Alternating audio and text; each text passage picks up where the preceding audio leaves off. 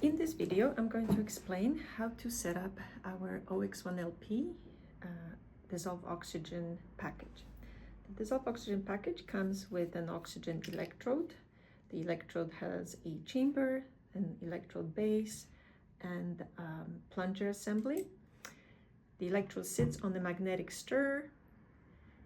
It is plugged into an amplifier, which is then connected to the LabQuest mini data interface, which sends the signal to the computer.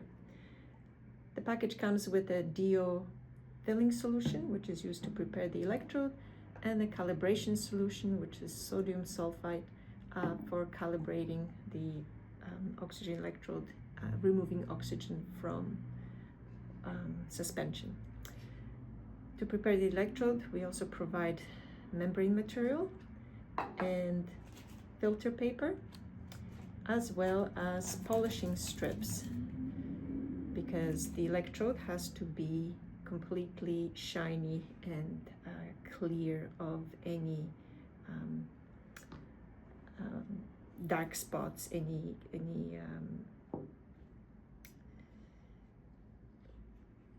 anything that may interfere with the electrode. To make sure that the electrode is nice and shiny, we use this polishing paper. You may have to press quite hard on the electrode to clean it if there's a lot of dark areas or discolored areas, corroded areas. If you have fat fingers, you may have to use a rubber on the end of the pencil to do this, and sometimes you have to apply quite a bit of pressure. Once the electrode is nice and shiny, like this one is, then it's ready for preparation. We start with DO filling solution. I've got 3 different syringes here. Make sure that you don't mix them up. One is for DO filling solution, which is potassium chloride solution. It's a solution that forms a bridge between the electrode and the suspension, and that's important for the measurements of the oxygen that's dissolved in water. A different syringe for sodium sulfite solution. You have to be careful with the solution because you don't want to contaminate anything with that solution. After it's used for calibration, you need to rinse your electrode really well. And then I have a separate syringe with a rubber end on it to add water or your medium suspension that is being measured to your electrode. Okay, so we'll just proceed with that. To fill your electrode, you use the DO filling solution, and you basically fill this this whole area with the solution, making sure that you get a nice sort of meniscus on top. You can see that the water is sort of bubbling up a little bit, or the DO solution is bubbling up. Then you need your membrane material, the filter material goes next.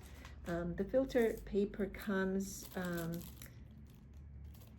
with a strip of glue on the end. It's a good idea not to handle the paper in the center with your fingers, where it's going to be sitting on the electrode, so no oils from your fingers get transferred onto the paper. So you cut the paper into sort of a square that's going to cover the electrode, and also you cut off this piece of glue on the end of the filter paper, so that's not interfering with the setup. And then you place that filter paper on top of your solution, DO filling solution, and you make sure there's no air bubbles that are trapped between the paper and the solution. If some get trapped, you can just grab the corner and sort of try to release them.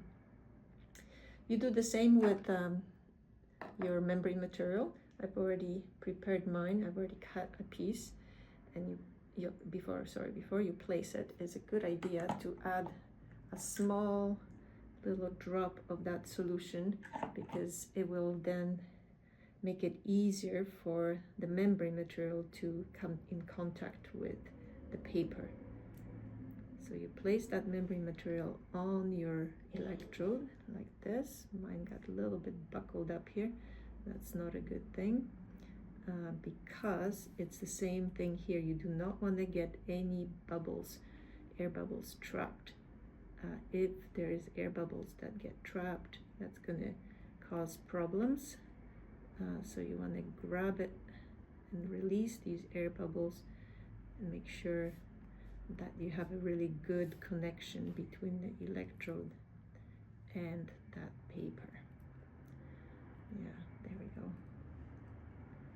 I'm not quite happy with that. So if you ever have any doubts about how good this is going to work, the connection, then I would say start again. And that's what I'm going to do right now because I was not quite happy. So just make sure that this is still filled well. You grab that filter paper again. I'm handling it by the edge. Cut off the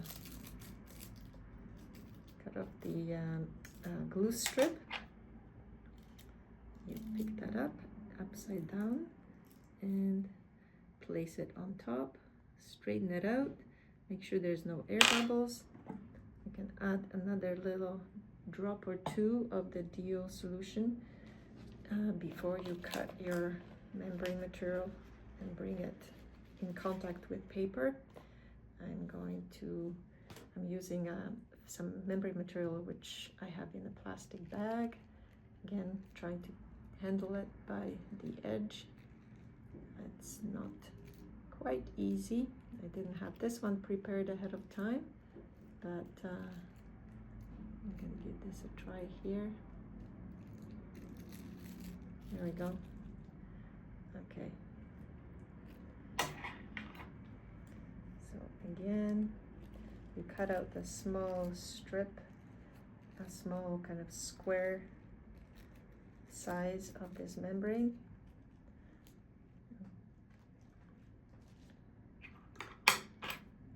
And you place that on top of your filter paper, ensuring no air bubbles are trapped in between. And if there's any, you try to release them the way I just showed you by grabbing the corners and pulling it up. Okay, I think this is a good one.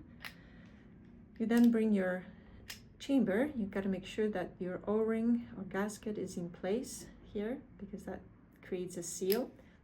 The chamber has a locking ring, so you bring the chamber directly in the center of that electrode. You place it so it's lined up. You can look through the hole and make sure it's lined up with the center of the electrode, and then you use the locking ring to lock this chamber in place, but you do that while holding on to the chamber so the chamber is not twisting and the electrode is not twisting. I've got my fingers here holding that electrode in place and the chamber in place, and then I'm just locking the ring itself.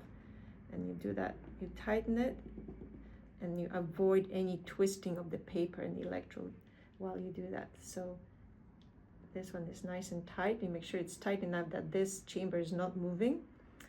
And now your electrode is ready to connect with the amplifier.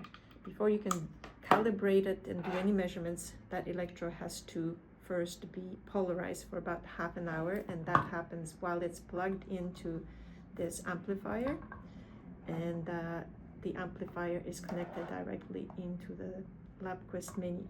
You can lock this in place with this locking ring so it's not turning or twisting.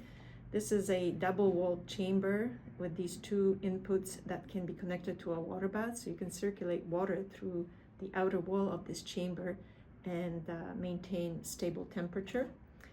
It's important you get your suspension or water, whatever it is that you're using to calibrate the electrode here. The volume of this chamber is 4 mils, but all chambers can be used with a volume of minimum 1/6 of the maximum volume. So in this case, 1/6 of 4 mils, or in case of other volumes, you know, you calculate what that is, and that is the minimum that you can put in here for it to still be functional. And the other thing that you need to remember to use is to put a small magnetic stir, which we provide. It's a small glass coated, we call it flea, because you need to be able to stir your suspension inside the chamber while doing your measurements. The oxygen electrode consumes small amount of oxygen close to the membrane, and therefore you need to ensure there's really good mixing while you're doing your measurements so you don't deplete oxygen close to the membrane and get artifactual readings. The plunger has to be placed inside. The plunger has a hole inside.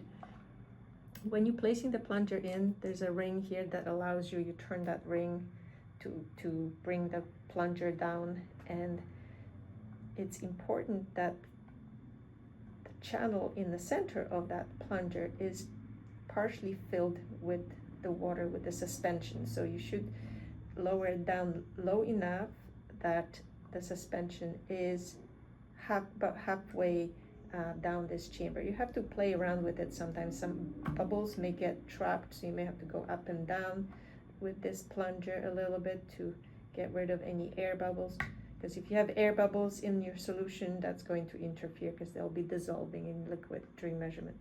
So you go up and down, you adjust that few times until the locking ring is in the right position and you've got liquid halfway up this channel. Once you've assembled this, plugged it into your amplifier into LabQuest Mini into the computer, that's when you're ready to polarize your electrode. And then the next step is setting things up in the software and doing a calibration, and I'll explain that in the next video.